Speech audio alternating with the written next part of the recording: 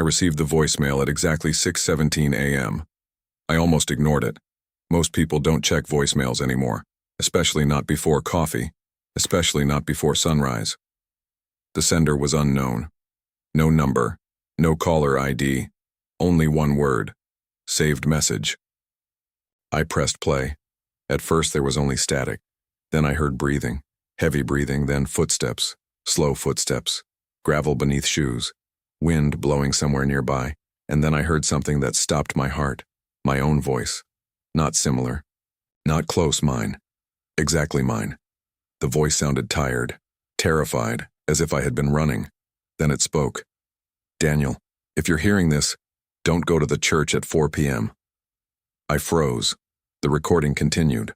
"No matter what happens, no matter who calls, do not go there." My hands started shaking because I could hear people crying in the background. Dozens of people. Muffled voices. Prayers. Then someone spoke in the distance. "We're gathered here today to remember Daniel Harper." My blood turned cold. It was a funeral. My funeral. Then the recording ended. Total length, 37 seconds. I replayed it 5 times. The voice never changed. The funeral never changed. My name never changed. At exactly 6:24 a.m., my phone rang, my sister. The first thing she said was, "Daniel, don't forget Aunt Rebecca's memorial service today." My heart stopped. "Where is it?" Silence. Then she answered, "St. Mary's Church." I swallowed hard. "What time?" 4 o'clock. Exactly the same time from the voicemail. If this mystery has already hooked you, subscribe now, because Daniel is about to investigate his own funeral before it happens. I didn't go to work that morning. How could I? Somewhere out there existed a recording of my own funeral. And somehow, I was the one speaking in it. By noon, I had listened to the voicemail 23 times. Every detail mattered, every sound, every breath. Then I noticed something. A church bell. Faint. Almost hidden behind the voices. 3 rings. Pause. 3 rings again. I immediately searched for churches near St. Mary's. Only one church had that exact bell pattern. St. Mary's itself. The voicemail had been recorded there. Somehow, at exactly 12:42 p.m., my phone vibrated. Another voicemail. Unknown sender. Again. My hands immediately started shaking. The message lasted only 12 seconds. This time, the voice sounded even more terrified. My voice. Again. "Daniel, you're already changing things." Heavy breathing filled the recording. Then, "Don't trust the man in the gray coat." The message ended. I stared at the screen. Gray coat? Who was wearing a gray coat? At exactly 1:15 p.m. Sophia arrived at my apartment. Sophia Miller, my closest friend for almost 10 years. The moment she saw my face, she knew something was wrong. I played the recording. She listened silently, then replayed it herself 3 times. When it ended, she looked at me, her face pale. "That's your voice."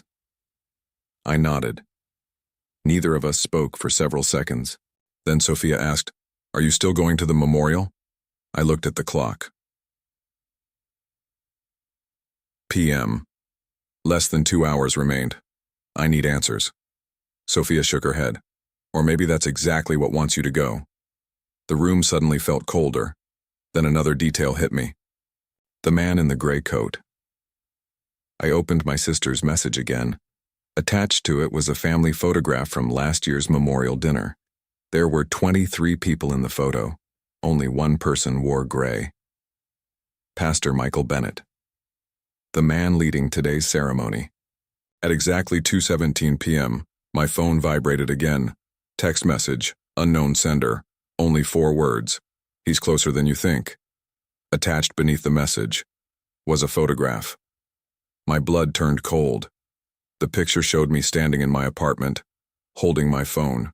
The exact same clothes, the exact same moment. Someone had taken the picture only seconds earlier, but I lived alone. I slowly turned around. The apartment was empty.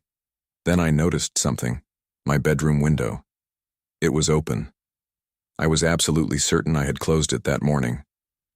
Before we continue, if this mystery is pulling you deeper, subscribe now because Daniel is about to discover who has been watching him long before the voicemail ever arrived. By 3:18 p.m., Sophia and I were standing outside St. Mary's Church. Dark clouds covered the sky. The wind had picked up. For some reason, the church looked different than I remembered. Older, heavier, as if the building itself carried secrets. I checked my phone. No new messages, no new voicemails. For the first time all day. Silence. Sophia looked at me. We can still leave.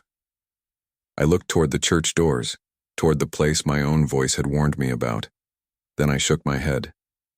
If I leave now, I'll spend the rest of my life wondering. We walked inside. The memorial service hadn't started yet. People stood in small groups talking quietly. Family members, friends, neighbors. Everything looked normal, too normal. Then I saw him, Pastor Michael Bennett. Gray coat. Exactly as described in the voicemail. My heartbeat accelerated. He stood near the altar speaking to guests. Smiling, laughing, completely ordinary. Yet I couldn't stop staring at him. Then he looked directly at me and smiled. Not a friendly smile. A knowing smile. The kind of smile someone gives when they recognize you, even though you've never met. My stomach tightened. Sophia noticed immediately. That's him. I nodded slowly. Then something caught my eye. Near the entrance stood a large memorial board, photographs of family members and loved ones who had passed away over the years. Candles surrounded the display. I walked closer. Slowly, then my world stopped, because my photograph was there. My photograph, a recent one, not old, not from childhood, a photo taken only a few months ago. Below it was a small plaque. My hands began shaking. The plaque read, Daniel Harper, 1994, 2026, beloved son. Beloved brother, gone too soon. I couldn't breathe. Sophia grabbed my arm. Her face had turned completely pale. This isn't possible. People continued walking past us. Nobody reacted. Nobody seemed surprised, as if my photograph had always been there. Then I heard footsteps behind me. Slow footsteps. I turned around. Pastor Bennett stood only a few feet away, the gray coat, the same face, the same calm expression. He looked at the photograph, then at me. Then he said something that made my blood run cold. You're early. The church suddenly felt silent. What? Pastor Bennett smiled softly, then repeated himself. You're not supposed to be here for another 43 minutes. My pulse exploded. How do you know my name? He ignored the question. Instead, he looked toward the church clock. 3:19 p.m., then he spoke quietly. You still have time to change your mind, before I could respond. My phone vibrated. Another voicemail. Unknown sender. Length. 9 seconds. My hands trembled as I pressed play. My own voice whispered, Daniel, don't let him take you downstairs. The message ended. Immediately. I looked up. Pastor Bennett was gone, completely gone, as if he had never been standing there at all. Then Sophia pointed toward a door beside the altar. The door slowly opened by itself. From the darkness below, we heard footsteps. Someone was climbing the stairs, and whoever it was, sounded exactly like me. If you're still here, subscribe now because Daniel is about to meet someone who should not exist. Someone wearing his face. The footsteps stopped. The church became silent, completely silent. Sophia looked at me. I looked at her. Neither of us wanted to go downstairs, but we both knew we would. The basement door stood open beside the altar, waiting, inviting us in. I switched on my phone flashlight. The staircase descended deep below the church, far deeper than any church basement should. The deeper we walked, the colder the air became. The walls changed. Stone became concrete. Concrete became steel. Eventually, the church above no longer felt real. It felt distant, forgotten. Then we reached the bottom. A long corridor stretched into darkness. Dim lights flickered overhead. The place looked abandoned, yet somehow everything felt active, alive. Then I noticed the doors. Room 1, Room 2, Room 3, dozens of them. Every door carried a name, a real person's name. My stomach tightened. Then I found mine, Daniel Harper. My heart stopped. The door was already open. Inside sat a single television, an old video recorder, and shelves, hundreds of tapes. Every tape carried a date. My dates, my birthdays, my graduations, my first day at work, my first apartment, my first car, my entire life. Sophia slowly picked up one tape. The label read, July 12th, 2008. I swallowed hard. That was my 12th birthday. We inserted the tape. The screen flickered, then my blood ran cold. The footage showed me opening birthday presents, laughing with my parents, exactly as I remembered. The problem? The camera angle. The footage was recorded from outside my bedroom window. Someone had been watching me for years, watching me my entire life. Sophia immediately turned off the television, but I grabbed another tape. March 4th, 2016, the day I graduated college. Again. The footage was real. Again. The camera stood where no camera should exist. Then came another tape. September 8th, 2023. The day my father died. I couldn't breathe. Because this time, the footage wasn't from outside. The camera stood inside the hospital room, standing beside me, watching me cry beside my father's bed, watching me say goodbye, watching everything. My hand started shaking uncontrollably. Then I noticed something else. One final tape remained on the shelf. Unlike the others, this one had tomorrow's date. Tomorrow. Sophia looked at me. Neither of us spoke. Slowly, I inserted the tape. Static filled the screen. Then the image appeared. A funeral. My funeral. The exact same church. The exact same people. The exact same voices from the voicemail. Then the camera moved. Toward the coffin. Toward my coffin. The image slowly zoomed closer. Closer. Closer. Then the coffin opened. My heart stopped. Because lying inside wasn't me. It was Pastor Michael Bennett. Wearing the gray coat. Dead. The room suddenly became silent. Then a voice spoke behind us. A familiar voice. My voice. You're finally starting to understand. I turned around. And froze. Standing in the doorway. Was me. Exactly me. Same face. Same eyes. Same clothes. Only older. Much older. At least 20 years older. He smiled sadly. Then spoke. I sent the voicemail. If you're still watching, subscribe now, because Daniel is about to learn why his future self has spent 20 years trying to stop this day from happening. For several seconds, nobody moved. Nobody spoke. The older version of me stood in the doorway, watching, waiting.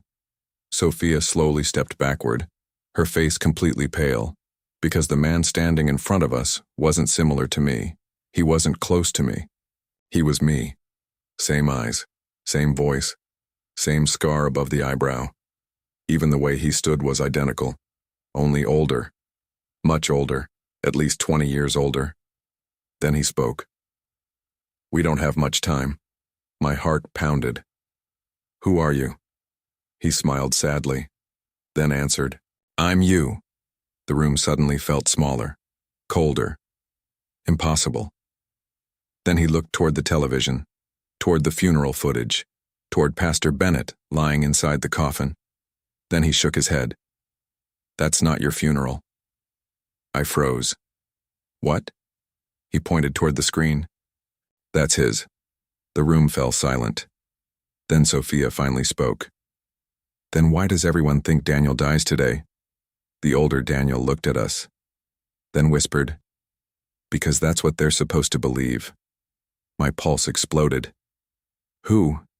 The older Daniel looked toward the ceiling, toward the church above us, then answered, the Watchers. A chill ran through my body. The what? He walked toward the shelves, then pulled out another tape. No date, no label, only one word written in black marker. Watched. He inserted the tape. The screen flickered, static, then images appeared. Hundreds of people, different cities, different countries, different years, all of them receiving phone calls, letters, messages, warnings. Every single one looked terrified. Every single one disappeared shortly afterward. Then the footage stopped on one face. A young man standing outside a train station in Boston. Date, October 14th, 1997. The older Daniel pointed toward him. He received a warning. The image changed. A woman in New York. She received one too. Another image. Chicago, Seattle, Dallas. My stomach tightened. Who are these people? The older Daniel looked directly into my eyes. People who noticed they were being watched. The room suddenly felt silent. Then he pointed toward the television again. The screen zoomed in. Every victim eventually looked toward the camera, toward whoever was recording, as if they knew they were no longer alone. Then the older Daniel spoke quietly. The moment you realize they're watching, they realize you're watching back. My blood turned cold. Sophia slowly stepped away from the television. Then she asked the question both of us feared. Who are the Watchers? The older Daniel hesitated. For the first time, fear appeared in his face. Real fear. Then he answered, we still don't know. The light suddenly flickered, once, twice. Then the entire room went dark, complete darkness. For 3 seconds nobody moved, nobody breathed. Then the emergency lights switched on. Red light flooded the room, the shelves, the television, the walls. Everything glowed red. Then Sophia whispered, Daniel. I turned around. My heart stopped. Every videotape in the room had changed. Every label now showed the same date. Today's date. Today's date on every tape. Hundreds of them. Then one by one, the tapes began falling from the shelves. Thousands of them. Crashing onto the floor, and from every television speaker in the room. The same voice started playing. My voice, over and over again. Run. Run. Run. Then the older Daniel looked toward the corridor. Fear filled his eyes. They found us. The footsteps started immediately. Slow footsteps, heavy footsteps, coming from outside the room, getting closer, closer, closer. Then the older Daniel whispered, do not let them see your face. If you're still here, subscribe now, because Daniel is about to meet the Watchers for the very first time. And once someone sees them, they never forget your face. The footsteps stopped outside the room. Everything became silent. The television stopped. The tapes stopped falling. Even the emergency lights seemed dimmer. For several seconds, nobody moved. Then came the knock. 3 slow knocks. Knock, knock, knock. My heart nearly stopped. The older Daniel closed his eyes, almost as if he had been expecting this moment for years. Then he whispered, they know you're here. Sophia grabbed my arm. What do we do? The older Daniel looked toward the back wall. There should still be enough time. He rushed toward a metal cabinet. Inside was a box filled with old photographs. Dozens of them. No, hundreds. Every single photograph showed the same thing. A person looking directly at the camera, terrified, then standing behind them. The same figure. Tall, thin, wearing dark clothing, its face impossible to see clearly, no matter how closely I looked. My pulse accelerated. Are these the Watchers? The older Daniel nodded slowly. Then came another knock, this time louder. The room shook slightly. Knock, knock, knock. The emergency lights flickered. Then the door handle slowly turned. Sophia stepped backward. The older Daniel looked directly at me. Whatever happens next, do not look directly into their faces. The door slowly opened. At first I saw only darkness, then movement. 3 figures entered the corridor. Tall. Too tall. At least 7 feet. Moving slowly, almost gliding. Their suits looked old, outdated. Their faces hidden beneath shadows that seemed impossible in the bright red light. My breathing stopped, because I realized something terrifying. The shadows weren't covering their faces. Their faces were the shadows. The air suddenly became heavier, harder to breathe. Then one of them spoke. Its voice sounded wrong, not deep, not high, almost like dozens of voices speaking together. Daniel Harper. My blood froze. It knew my name. Then another one spoke. You were warned. The older Daniel stepped in front of us. For the first time, the watchers stopped moving, almost as if they recognized him. Then the tallest one spoke. 52 years. The older Daniel said nothing. The watcher continued. You stayed longer than the others. Sophia looked toward him. The others? The older Daniel slowly nodded. There were others before me. My heart sank. Then the watcher looked directly at me. Not at my eyes, not at my face. It felt like it was looking through me. Then it spoke. The cycle must continue. The room fell silent. The older Daniel shook his head. No. The watcher tilted its head slightly, almost curious. Then it answered. It always continues. Suddenly, every television in the room switched on. Hundreds of screens, hundreds of images, different people, different cities, different years. Every screen showed someone receiving a warning, a letter, a voicemail, a message, exactly like me.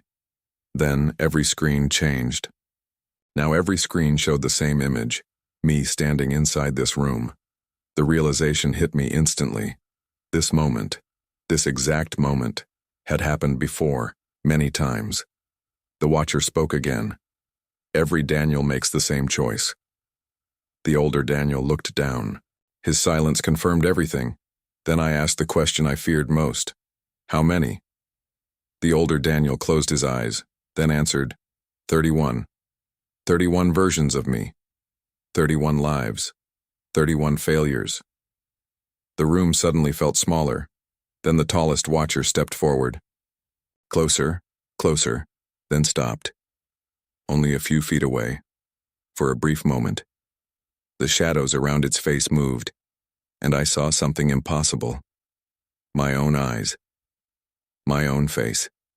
Staring back at me. Then the shadow returned, and the watcher whispered, We are what remains.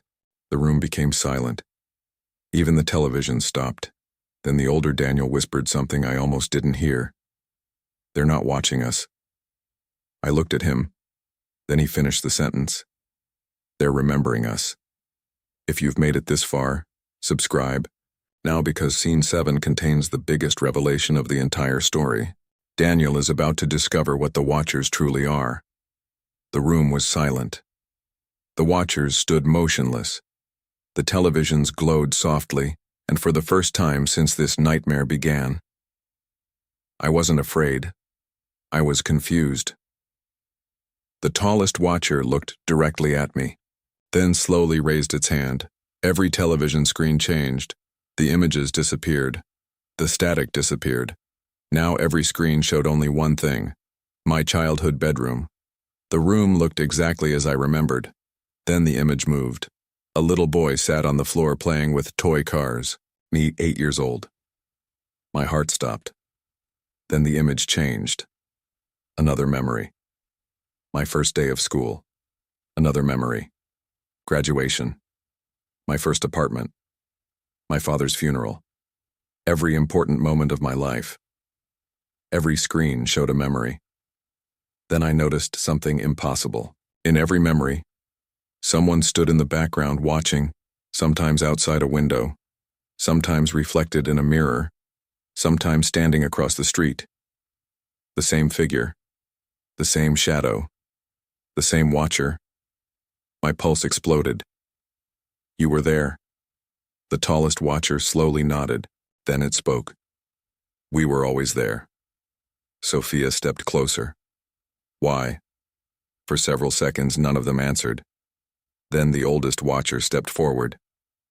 The shadows around its face slowly moved, and for the first time, I saw its face clearly. I stopped breathing, because I recognized him immediately. My father. Not exactly my father, but his face, his eyes, his voice. The room spun around me. Then another watcher stepped forward. Its face appeared. My grandfather. Then another. My great-grandfather. Generation after generation, face after face. The truth hit me like a truck. The watchers weren't strangers. They were family. The older Daniel closed his eyes, then finally said it. They aren't hunters. They're guardians. The room became silent. Then the tallest watcher spoke. Every family carries a burden. Yours carries memory. I stared at him, unable to speak. Then the watcher explained. Long ago, one member of our family made a choice that saved lives. But the price was terrible. From that day forward, someone from our family line would remember every version of history, every timeline, every life that never happened, every future that disappeared. The watchers protected those memories, protected the people who no longer existed, protected forgotten timelines. My heart pounded. Then I understood. That's why you know me. The watcher nodded. We know every Daniel Harper. Then I looked at the older Daniel, and finally understood his purpose. He wasn't my future. Not exactly. He was a survivor. The only Daniel who remembered every timeline, every life, every death, every mistake. Then Sophia asked the question we both feared. Why today? The room became silent. Then the tallest watcher answered, because tonight is the last reset. The televisions flickered. Every screen now showed the same image. St. Mary's Church. PM. A bright flash, then darkness. My blood froze. The church explodes. The older Daniel nodded slowly. In every timeline, the room suddenly felt smaller. Then he looked directly into my eyes. For 31 timelines, I tried to stop it. His voice trembled. And for 31 timelines, I failed. I looked toward the church ceiling above us. The memorial service had already started. People were upstairs. Families, children, friends, dozens of innocent people. Then my phone vibrated. One final voicemail. Unknown sender. Length, 6 seconds. I pressed play. My own voice whispered, "Save them." The message ended. The church clock above us rang. 4 times. 5 p.m. The older Daniel looked at me. The watchers looked at me. Sophia looked at me, because everyone already knew something I didn't. The final choice belonged to me. If you've made it this far, subscribe now because the final scene contains the biggest emotional twist of the entire story. The voicemail mystery is about to end exactly where it began. The church clock struck 4, once, twice, 3 times. 4. The entire building shook violently. Dust fell from the ceiling, somewhere above us. People screamed. The explosion had started. My heart nearly stopped. Sophia grabbed my arm. We have to go. But the older Daniel didn't move. Neither did the watchers, because they already knew what came next. They had seen it 31 times before. The older Daniel looked directly at me. His eyes were tired, the eyes of a man who had lived this day over and over again. Then he finally told me the truth. There was never a bomb. The world suddenly stopped. What? He pointed toward the television screens. Every screen showed the church above us. The memorial service. The people. The panic. Then the image froze and rewound. Again and again and again. Every timeline ended exactly the same way. Not because of an explosion, because of fear. Every version of Daniel believed the church was about to explode. Every version tried to evacuate people. Every version created panic. Every version caused the stampede. The stairs collapsed. People died, including Pastor Bennett, including Sophia, including me. The voicemail was never warning me about death. The voicemail was warning me about myself. The realization hit me like a truck. My own fear had created the future. The future had created the voicemail. The voicemail had created the panic, and the panic had created the tragedy. The loop fed itself for 31 timelines. Then the older Daniel stepped forward. Tears filled his eyes. I finally understood on timeline 32. The room became silent. Then he looked at me. Do nothing. My heart stopped. What? Trust me. Above us the screams continued. People running, people shouting, chaos. Everything inside me wanted to run upstairs. Everything inside me wanted to save them. But every version before me had done exactly that. Then the older Daniel smiled. A peaceful smile. The smile of someone finally putting down a burden. Then he whispered, "Break the cycle." I closed my eyes and stayed where I was. 30 seconds passed. 1 minute. 2 minutes. The screams slowly stopped. The church became quiet. No explosion, no collapse, no deaths. Nothing. Then Sophia looked toward me. Tears filled her eyes. It worked. The older Daniel smiled, for the first time since meeting him. He looked relieved. The televisions around us flickered. One by one they turned off. The watchers slowly stepped backward into the shadows. Their job was finished. Then the older Daniel looked at me one final time. The voicemail was never sent to save your life. I looked at him, then he smiled. It was sent to save mine. The room suddenly filled with light. The older Daniel slowly began disappearing. The years of pain, the decades of memories, the endless timelines, all fading away. Then he spoke his final words. Thank you for finally listening. And then he was gone. Completely gone. The watchers disappeared with him. The recording room disappeared. The tapes disappeared. Sophia and I suddenly found ourselves standing back inside St. Mary's Church. The memorial service continued peacefully. People smiled. People talked quietly. No panic. No tragedy. No disaster. Pastor Bennett walked past us. Alive. Healthy. He smiled politely, as if we had never met, as if none of it had ever happened. Then my phone vibrated one last time. One final voicemail. Length. 3 seconds. I pressed play. My own voice whispered, "We made it." The message ended. No more calls arrived after that day. No more warnings. No more timelines. No more watchers. Only silence. Peaceful silence. Months later, Sophia asked me if I ever missed the messages. I smiled, then answered honestly, sometimes.